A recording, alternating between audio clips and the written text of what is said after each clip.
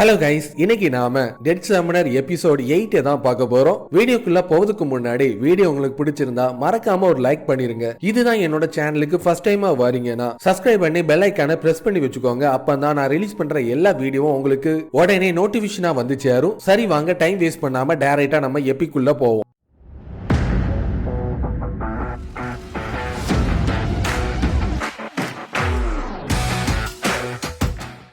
Level 2ல இருக்கிற elite monster ஒன்னு திடீர்னு நம்ம ஹீரோ அட்டாக் பண்ணதுக்காக அந்த இடத்தை நோக்கி வந்துட்டு இருக்கும். உடனே அவனோட அண்டெட்ட சமன் பண்ணிட்டு இருப்பான். அந்த மான்ஸ்டர் சுத்தி வளைச்சு ஸ்கெலிட்டன் மேஜ் எல்லாமே ஒன்னா சேர்ந்து அதுகளோட ப்ளூ ஃபிளேமை பயன்படுத்தி தாக்கி அழிச்சிட்டு இருக்கும். இது மூலமா அவனுக்கு 1500 பாயிண்ட் கிடைச்சிட்டு இருக்கு. அது மட்டும் இல்லாம ஹை ஆர்மர் வேல்யூ சொல்ற ஒரு ஸ்வாட் ஒன்னு கிடைச்சிட்டு இருக்கும். இந்த ஸ்வாடை யூஸ் பண்றது மூலமா ஒவ்வொரு நிமிஷத்துக்கும் அவனுக்கு 100 பாயிண்ட் இன்க்ரீஸ் ஆகும் சொல்ற விஷயமும் அவனுக்கு தெரிய வந்துட்டு இருக்கிறது மட்டும் இல்லாம அந்த மான்ஸ்டர் எல்லாத்தையுமே குழி தோண்டி புதைக்கிறதுக்கு மூலமா அவனுக்கு அதிகமான ஹெல் மணி கிடைச்சிட்டு இருக்கும். அது எல்லாத்தையுமே அவனோட ஸ்டோரேஜ் பேக்ல கேப்சர் பண்ணிட்டு இருக்க ஒரு 3 ஸ்டூடெண்ட் ரொம்ப நேரமா நடந்து அந்த இடத்தை நோக்கி வந்துட்டு இருக்கு. ஆனா அவங்க கண்ணுல எங்கேயுமே மத்த ஸ்டூடெண்ட் படாம பார்த்துட்டு இருக்கும் போது நம்ம ஹீரோவை தாக்குன அந்த மான்ஸ்டர் எல்லோ ஹேர் வச்சிருக்கிற ஒருத்தனை தாக்கி மொத்தமா கொடூரமா கடிச்சு தின்னுட்டு இருக்கும். மத்த 2 பேருமே அதை பார்த்து பயந்து தலைதறிக்க ஓடிட்டு இருக்க. இவங்க எல்லாரையுமே பார்க்கிறதுக்கு டீமன் யூனிவர்சிட்டியை சேர்ந்த ஸ்டூடெண்ட் மாதிரில தெரியுதுன்னு ஹீரோ நின்னு பார்த்துட்டு இருப்பான். உடனே இங்க இருந்து தப்பிச்சு போயிரு, ஒரு மான்ஸ்டர் எங்களை தாக்க வருதுன்னு அந்த 2 பேருமே தலைதறிக்க ஓடி வந்துட்டு இருக்க. எனக்கு தேவையான அதிகமான ஹெல்மனிய சம்பாதிக்கிறதுக்கான டைம் வந்துட்டு ரொம்ப சந்தோஷத்தோட அவனோட ஸ்கெலிட்டன் மேஜிக்கு ஆர்டர் கொடுத்துட்டு இருப்பான். ஃப்ரோண்ட் யூனிட்டை சேர்ந்த மான்ஸ்டர் எல்லாமே அதோட ஷீல்டை பயன்படுத்தி அதோட பவரை தடுத்துட்டு இருக்க. ஸ்கெலிட்டன் மேஜ் ப்ளூ ஃபிளேம் மூலமா அந்த மான்ஸ்டரை ஈஸியாவே தோக்கடிச்சிட்டு இருக்க. சமனர்ஸ் எல்லாருமே எந்த அளவுக்கு ஸ்ட்ராங்கா இருப்பாங்க நான் நினைச்சு கூட பார்க்கல. உண்மையே சொல்லணும்னா நானும் ஒரு சமனரா தான் இருந்துட்டு இருக்கேன். நான் உன்னை பத்தி சொல்லவே இல்லை, அவனை பத்தி மட்டும்தான் நான் சொன்னேன். அவன் நினைச்ச மாதிரியே அதிகமான ஹெல் மணி கிடைச்சிட்டு இருக்கும். எனக்கு இன்னும் அதிகமா தேவைப்படுதுன்னு பார்த்துட்டு இருக்க. அதிகமான இன்சைட் மான்ஸ்டர் எல்லாமே ஒன்னா சேர்ந்து அவங்கள தோக்கடிக்கிறதுக்காக ஒரு பெரிய படையோட அந்த இடத்தை நோக்கி வந்துட்டு இருக்க. உடனே அந்த இடத்துல பெப்பாவை சமன் பண்ணி அவன் அங்க இருந்து தப்பிச்சு ஓடிட்டு இருக்கும் போது எங்களையும் காப்பாத்துன்னு மத்த 2 பேருமே பின்னாடி ஓடி வந்துட்டு இருப்பாங்க. 2 மான்ஸ்டர் அவங்க பின்னாடி வந்து அவங்களோட கதையை முடிச்சிட்டு இருக்கும். இங்க இருக்கிற மான்ஸ்டர் எதுவுமே மத்தவங்களை எதுவுமே பண்ணவே மாட்டேது. அது டைரக்டா என்ன தாக்கிறதுக்காக தான் வந்துட்டு இருக்கு. எனக்கு தெரிஞ்ச வரைக்கும் ஒரு இன்டெலிஜென்ட்டான பிரெயின் வார்ம் இந்த இடத்துல இருக்கிறதுக்கு வாய்ப்பு இருக்குன்னு அவனோட பெப்பாவை பயன்படுத்தி வேகமா ஓடி வந்துட்டு இருக்க. டீமன் யூனிவர்சிட்டியை சேர்ந்த ஜீனியஸா இருக்கிற வைஷ்யோதன அவன் இவன் எதுக்காக இந்த அளவுக்கு அறக்க பறக்க ஓடி வந்துட்டு இருக்கான்னு ஒரு 3 பேர் நின்று பார்த்துட்டு இருக்க. எதுக்காக தேவையில்லாம அந்த இடத்துல நின்னுட்டு இருக்கீங்க, இன்சைட்டோட பெரிய படையே இங்க வந்துட்டு இருக்கு, உடனே அங்க இருந்து தப்பிச்சு போயிருங்கன்னு சொன்னோட உடனே ஒருத்தன் அவனோட சமனிங் பீஸ்டா இருக்கிற ஒரு பிளாக் wolf மேல ஏறி அங்க இருந்து அவன் மட்டும் தனியா தப்பிச்சு போவதுக்கு தயாராகிட்டு இருக்க. எங்களையும் உன் கூட கூட்டிட்டு போ, உங்க 2 பேருமே என் கூட நான் கூட்டிட்டு போனா கண்டிப்பா நம்ம 3 பேருமே ஒன்னா செத்துருவோம், நான் ஒன்னும் அந்த அளவுக்கு முட்டாள்லாம் கிடையாதுன்னு அவனோட ஃப்ரெண்ட்ஸ் அவன் துரோகம் பண்ணிட்டு அங்க இருந்து தப்பிச்சு ஓடிட்டு இருக்க. எங்களை துரோகம் பண்ணிட்டு உன்னை இங்க இருந்து தப்பிச்சு போகிறதுக்கு நாங்க விடவே மாட்டோம், சாவற மாதிரி இருந்தா நம்ம 3 பேரும் ஒன்னாவே சாவோன்னு மத்த 2 பேரும் அவங்களோட ஆரோஸை பயன்படுத்தி அவங்களுக்கு துரோகம் பண்ண அவனோட முதுகில தாக்கிட்டு இருக்க.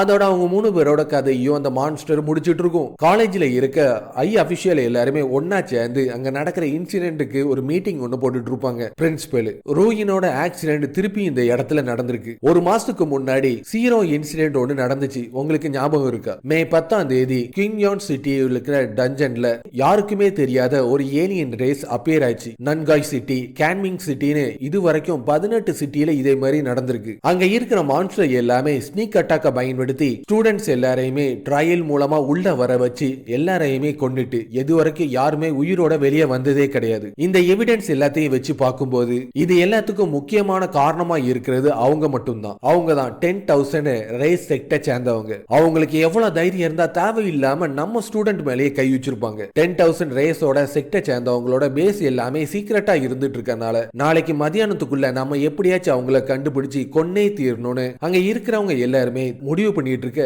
ராத்திரியும் பகலுமா அவனோட பெப்பாவை பயன்படுத்தி அவன் அங்க இருந்து தப்பிச்சு ஓடி ஒரு சேஃபான இடத்தை நோக்கி வந்து அங்க சேஃபா இருக்கலான்னு பார்த்துட்டு இருக்கும் போது ஒரு குட்டி லார்வா சைஸ்ல இருக்கிற மான்ஸ்டர் அவனை தாக்கிறதுக்கு வந்துட்டு இருக்கும். உனக்கு எவ்வளவு தைரியம் இருந்தா என்னையே தாக்க வந்திருப்பேன்னு அவனோட ஷோவலை பயன்படுத்தி அதோட கதையை முடிச்சிட்டு இருப்பான். பாய்சனஸ் லார்வாவை தோக்கடிச்சது மூலமா அவனுக்கு ஒரு பாயிண்ட் கிடைச்சிட்டு இருக்கும். இந்த ஒரு பாயிண்ட பயன்படுத்தி பெருசா நான் என்னத்தை கிழிக்க போறேன்னு எனக்கு ஒண்ணுமே புரியலன்னு பார்த்துட்டு இருக்க.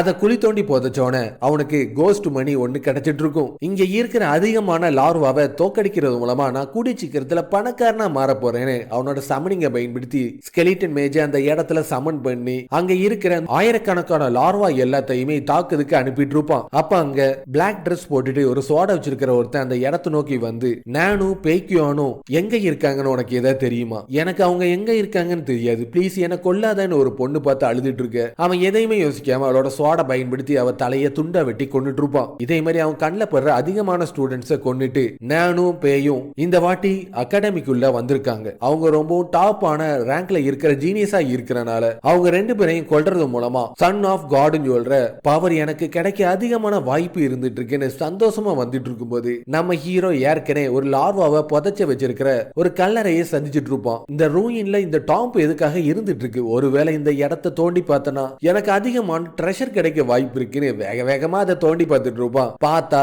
நம்ம ஹீரோ தோக்கடிச்ச பாய்சனஸ் லாவா அதுல இருக்கிறது பார்த்தோன்னே இந்த கன்றாவியான அசிங்கமான விஷயத்துல நான் கையை வைப்பேன்னு நினைச்சு கூட பார்க்கலன்னு அவனோட கையை தொடச்சிட்டு உள்ள போயிட்டு இருப்பான். அதிகமான கல்லறைகள் அந்த இடம் ஃபுல்லாவே சுத்தி இருந்துட்டு இருக்கு. இந்த இடத்துல யாரு கல்லறையை உருவாக்குனான்னு பார்த்துட்டு இருக்க ஒரு 3 ஸ்கெலிட்டன் மேஜ் அந்த இடத்தை நோக்கி வந்து அதோட பவரை பயன்படுத்தி அவனை தாக்கிட்டு இருக்கும். அதிகமான பாய்சனஸ் லார்வாவை ஆயிரக்கணக்கா அவன் தோக்கடிச்சது மூலமா அவனுக்கு 50,000க்கும் அதிகமான ஹெல்மனி கிடைச்சது நினைச்சு சந்தோஷத்துல அவனோட ஸ்கெலிட்டன்ஸ் கூட சேர்ந்து சந்தோஷத்துல ஆடிட்டு இருப்பான். அப்போ 10 ஸ்கெலிட்டன் மேஜ் திடீர்னு இறந்த விஷயம் அவனுக்கு தெரிய வந்துட்டு இருக்கும். அங்க ஏதோ ஒண்ணு தப்பா நடந்துட்டு இருக்குன்னு உடனே அவனோட ஓவர் பவரான ஆர்மியை பயன்படுத்தி அந்த இடத்தை நோக்கி போய் பார்த்துட்டு யார் அது உடனே வெளியே வாஞ்சோன்னே, நீ ஒரு டெட் சமனரா தானே இருந்துட்டு இருக்க, உன்னை எனக்கு நல்லாவே ஞாபகம் இருக்கு, நீ அந்த சாம்பியனா இருக்கிற வேஷியோ தானே, என்னோட பேரு பேயி, உன்னோட சமன் பீஸ்ட தேவையில்லாம நான் தாக்குனதுக்கு என்ன மன்னிச்சிரு, நீயும் என்னை மாதிரி இங்க தொலைஞ்சுதான் போயிருக்கணும், நம்ம ரெண்டு பேரும் ஒன்னாவே சேர்ந்து எக்ஸிட்ட கண்டுபிடிப்போமா, உன் கூட எல்லாம் சுத்திட்டு உன்னை பாதுகாக்கிற அளவுக்கு எனக்கு எந்த ஒரு டைமும் இல்லைன்னு அவன் அங்கிருந்து கிளம்பிட்டு இருக்க.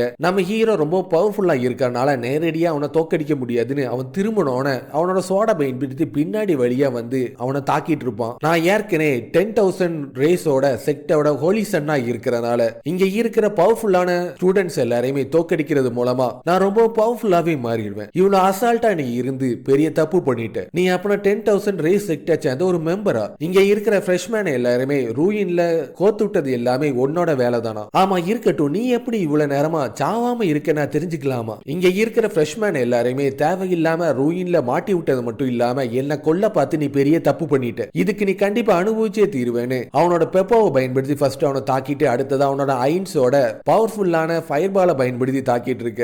லெவல் 28ல இருக்கிற ஹியூமன் ஸ்கை பிரேக்கர் சொல்ற அவனோட கதையை முடிச்சோன அவனுக்கு 1 மில்லியன் ஸ்கில் பாயிண்ட் கிடைச்சிட்டு இருக்கும். அது மட்டும் இல்லாம சாரோ ஆஃப் டெட் சொல்ற ஒரு ஸ்கில்லும் கிடைச்சிட்டு இருக்கு. அவனோட ஏஜிலிட்டி சைக்கிக் பவர் எல்லாமே டபுளா இன்க்ரீஸ் ஆயிட்டு இருக்கும். அது மட்டும் இல்லாம அவன் சமன் பண்ற மான்ஸ்டர் எல்லாத்தையுமே எபிக் லெவலுக்கு மாத்தக்கூடிய பவரும் கிடைச்சிட்டு இருக்கு. அதே மாதிரியே அவன் சமன் பண்ண ஸ்கெலிட்டன்ஸ் எல்லாத்தையுமே செகண்ட் லெவலுக்கு அப்கிரேட் பண்ணிட்டு இருக்க. என்னோட டேலண்ட் ஏதாச்சும் சேஞ்ச் ஆயிருக்கான்னு பார்த்துட்டு இருக்கும்போது ஆர்ட் ஆஃப் எக்ஸ்ப்ளோஷன் சொல்ற ஒரு பவர் ஒன்னு கிடைச்சிருக்கும். ஏற்கனவே அவன் புதைச்சு வச்ச மான்ஸ்டர் எல்லாத்தையுமே ஒரு சொடக்கு போடுறதுக்குள்ள வெடிச்சு செதற வச்சுட்டு இருப்பான். அவனுக்கு ஏற்கனவே ஹெல்மனி அதிகமா கிடைச்சிருக்கும். அந்த ஹெல்மனியோட ஸ்டோரை பயன்படுத்தி அங்க இருக்கிற சீட்ஸ் மூலமா அதை வாங்கி சாரோ ஆஃப் டெட்டை பயன்படுத்தி உருவாக்குறது மூலமா புது வகையான மான்ஸ்டரா அவனால உருவாக்க முடியும் சொல்ற விஷயம் தெரிய வந்தோன இவன் இறந்ததுலயும் எனக்கு ஒரு பெனிஃபிட் இருந்துட்டு இருக்குன்னு வேக வேகமா அவனை குழி தோண்டி புதைச்சிட்டு இருப்பான். உடனே அவனுக்கு எஸ் லெவல்ல இருக்கிற ஒரு ஸ்கில் புக்கும் ஸ்கெலிட்டன் ஸ்வார்ட்ஸ்மேனை சமன் பண்ணக்கூடிய ஒரு பவரும் கிடைச்சோன